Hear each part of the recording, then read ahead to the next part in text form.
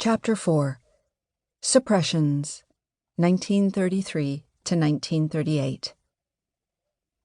Records kept by the Fort Worth Independent School District show that on the 14th of September 1933, Willie Mae, acting as guardian, made an application for her 12-year-old granddaughter's admission to the junior high school on South Jennings Avenue.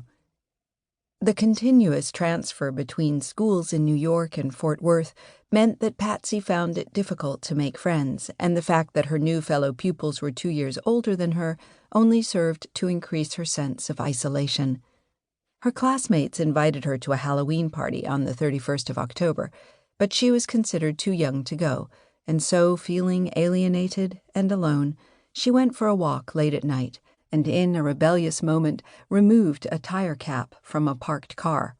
In her journal exactly 50 years later, Highsmith wrote of the incident, of how she had toyed with the idea of letting the air out of the tire, but decided against it, and how, throughout the experience, she remembered feeling furtive.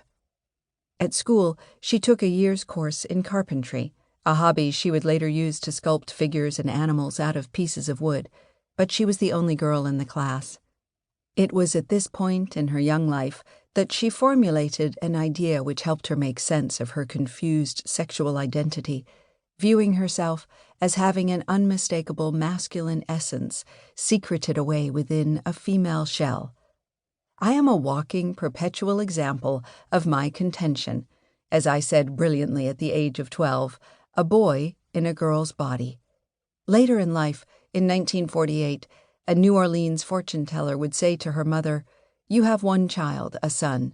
No, a daughter. It should have been a boy, but it's a girl." Highsmith confessed in her diary that she felt haunted by the remark. For most of that year in Texas, she felt bereft and utterly miserable, and she turned to her 23-year-old cousin, Dan Coates, who still lived with Willie Mae and Daniel, to raise her spirits. During this time, the two became so close that they regarded each other not so much as cousins, but as brother and sister. Later, Dan would address letters to her, "Dear Sis Pat."